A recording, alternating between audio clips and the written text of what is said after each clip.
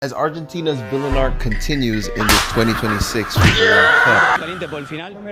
Cup, next opponent is Switzerland. And I'm not even gonna lie to you guys, this game was definitely far from a bed of roses. Hey, what the fuck?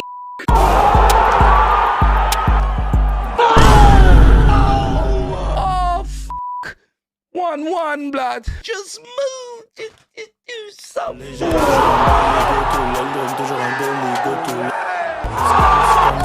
These Argentina.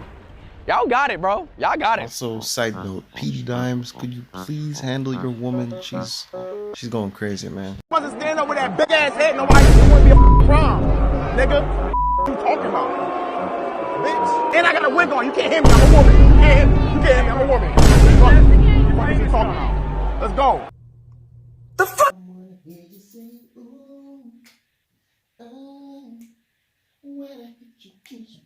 What? Oh, my bad. Right. Make sure everything's all right.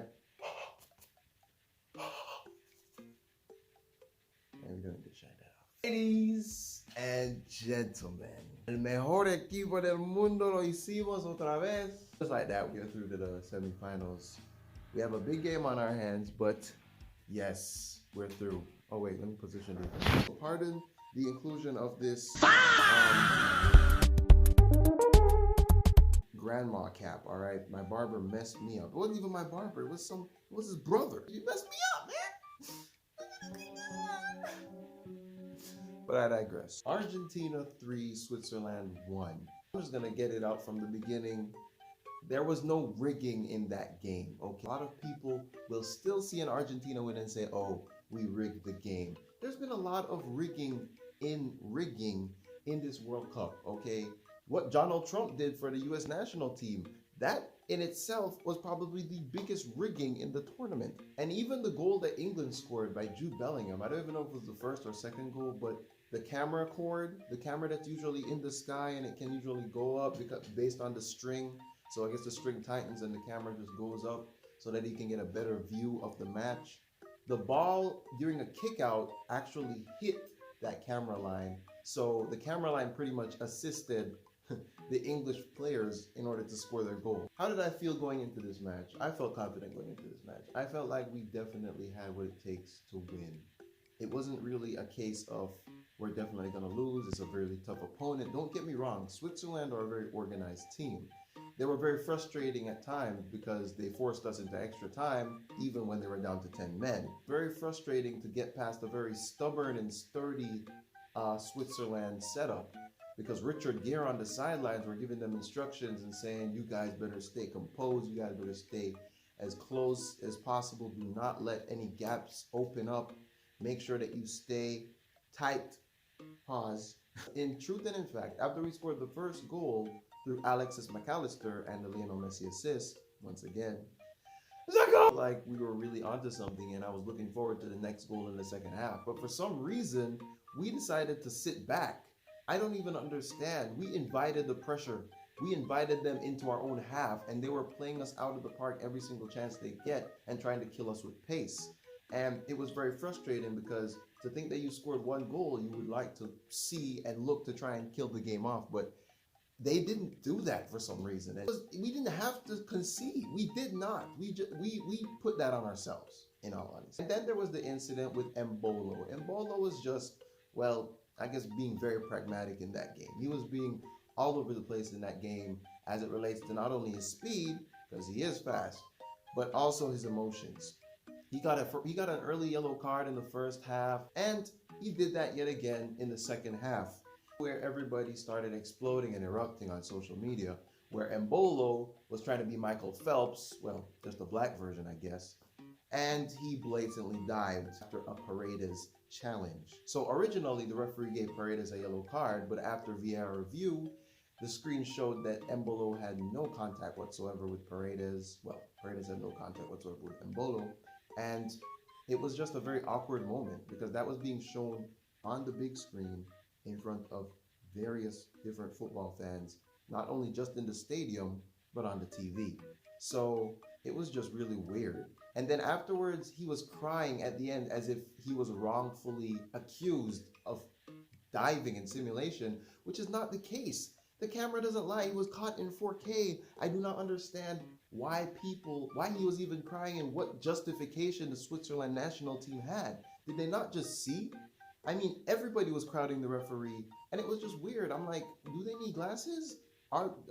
Is something wrong? Is there something that I didn't see? Do I need glasses? Oh, due to the fact that they went down to 10 men, I would have at least expected that they capitalized on this and that they tried their best to push forward and get at least a second goal to make sure that we do not go into extra time. Because with all being said, I really would hate for Argentina to go into penalty shootouts with any team whatsoever. I was afraid of that with Cape Verde because they had Prime Vozinha, came out of nowhere and just started showing up like he was Casillas or like he was David De Gea in his prime. He was one of the greatest goalkeepers, if not the best goalkeeper in the tournament. My heart could not manage another attack, another situation such as that.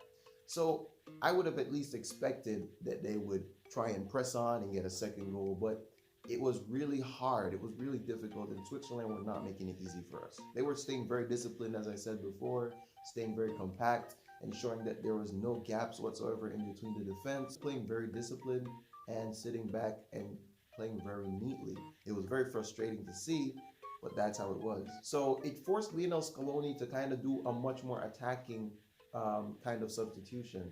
So he kept on Julian Alvarez, which I definitely thought at first was not the best decision.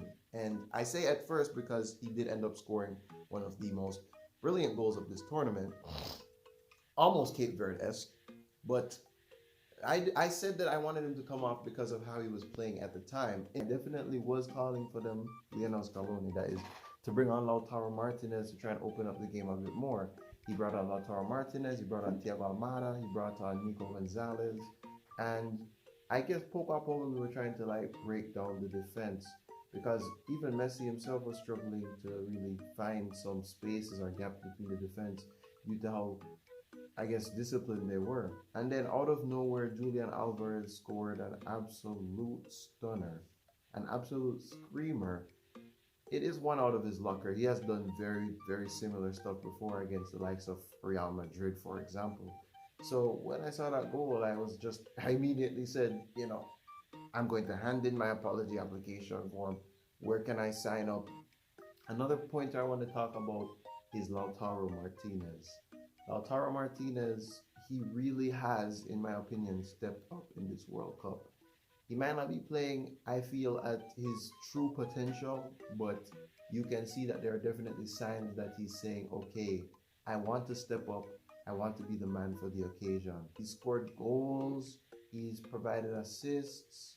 He's really doing whatever it takes. This Argentina team, they'll make things hard for themselves, but at the same time, teams like Egypt, you'll see that when we went down 2-0, as I had asked before in one of my videos, if you guys thought that it was definitely over at that time, I personally didn't. And then Cuti Romero, he definitely proved me right that I definitely wasn't. And as soon as they scored that first goal, you definitely saw the belief, the breath of fresh air coming back into the lungs of the Argentina players. And they were playing with belief once again. Messi was trying to produce magic. Enzo Fernandez was doing his thing. Everybody was just there. Lisandro Martinez, and I keep on telling you day in, day out, that Lisandro Martinez, even defensively, yes, he's been working all around on that pitch. He's been doing attacking. He almost scored a goal against Switzerland, but Kobo, of course, being Kobo, saved the ball. It was going in, and then he just reached it, and it was a great stop. Lisandro Martinez is one of the best defenders at this FIFA World Cup. You can't tell me otherwise. He's scoring goals, he's assisting, he's defending, making crucial tackles. He's doing his best all around the pitch, right? So even though we concede goals, Lisandro Martinez isn't the only defender. So you can't just blame him alone. He tries his best and he always puts his heart out on that pitch. He always plays for the badge and he's playing for his country in this World Cup. Things for sure that I need to say for Argentina is like a little declaration. We cannot be playing like this. The way that we played against Cape Verde, the way that we played against Egypt, and the way that we played against Switzerland, in a sense, We can't be having those kind of situations, those kind of problems. We can't be creating those kind of issues for ourselves, because the moment that we drop our heads, the moment that we, get off the ball against a team like England, it's going to cause some serious problems. England is not like Cabo Verde or, Egypt, where you'd probably say you have, a little bit of talent here, a little bit of pizzazz there.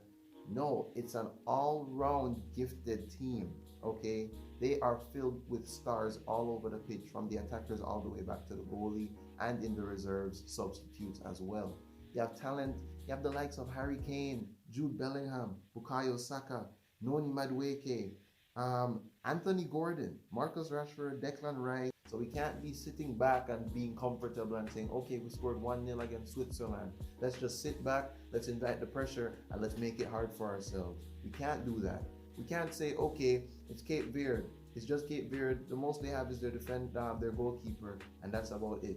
Cape Verde almost played us. No, not almost. They played us out of the park, and then they almost beat us. We almost went to penalties with these men, yeah. And if we went to penalties with these men and Prime Vazinha in between those two sticks, we're finished. Can't be under a 2-0 deficit. If we go under a 2-0 deficit to a team like an England, if we go down to a 2-0 deficit to a team like maybe possibly Spain or possibly France, should we beat England? It's not going to be an easy climb back up. We have the quality, yes, to produce miraculous comebacks, but at the same time, we really can't be affording to make mistakes and make certain errors, that we've been making going through the tournament. It's not going to work against bigger teams and bigger fish. I know I should have predicted like last game. Honestly, I didn't predict that. I think I predicted like either a 1-0 or so. I didn't think Switzerland was going to score, but knowing the track record, I feel like we're going to be conceding goals throughout to the World Cup final. So against England, against a team like England, it's going to be a very close match, I hope, and I'm praying that it's going to be a very close match. It should be. With the quality that we have, the quality that England has, it should be a close match on paper. I'd have to say two predictions. I'm allowed 2 predictions. This is my channel. I get to make the rules here. It'll be a very crazy game. So I'm thinking 4-3. I'm thinking 4-3 because you saw the Mexico and England game.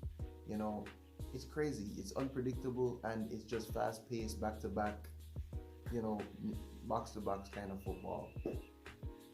I'm predicting 4-3. I'm predicting 4-3 as my crazy score, and then maybe 3-2 as my not-so-crazy score. Of course, I expect Jude Bellingham to score. I expect Harry Kane to score.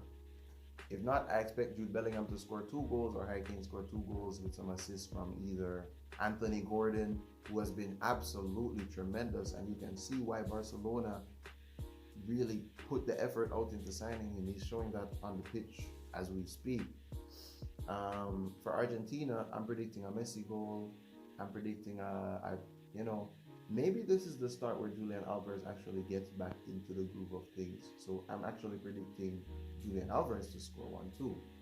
I'm predicting Lisandro Martinez might actually score a goal here. Either score or assist. As you can see, a defender. I'm putting a defender in a category that he can either score or assist. He doesn't only score headers. He doesn't only score, he can score a nice, neatly tucked shot, neatly tucked goal, just like he did against Cape Verde. And he can assist. I've seen this man assist countless of times. One of the most memorable assists I have in my mind is the assist that he gave Amad Diallo for the Manchester derby. The way how he passed, picked out Amad Diallo running. Amad Diallo literally flicked the ball over Ederson and managed to keep his composure and score and make it to the back of the net. Tuchel himself knows how to control a game after going 10 men down. And so did Switzerland at the time. Switzerland almost went to penalties with us, and they had so much chances to score against us even though they were down to 10 men, right? So we have to be defensively better. We have to improve there. I'm impressed with the progress that Lautaro's made. I'm impressed with the progress that Julian Alvarez, we know that he can produce big game moments. So I guess that's why Lionel Scaloni trusts him so much and keeps him on the pitch, especially against a team like Switzerland. Out of Lisandro Martinez. Always. I'm always going to praise him. He's my defender. Plays for my club. Plays for my country. But that's all I have to say, ladies and gentlemen. That's all I have to say. So if you guys enjoyed, like and subscribe, share. See you guys in the next one. We'll see how Argentina fares against England. You guys take care. Stay blessed. See y'all in the next one. Hopefully you won't have to see me wearing this granny wig because I'm just not going to go back to that barber again. Y'all take care. Y'all be safe. Y'all stay good now. Go!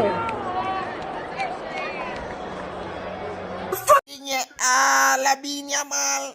It's a penalty for Labinia mal. Ah, look at it. You dungus blood. Oh my God, he took him out.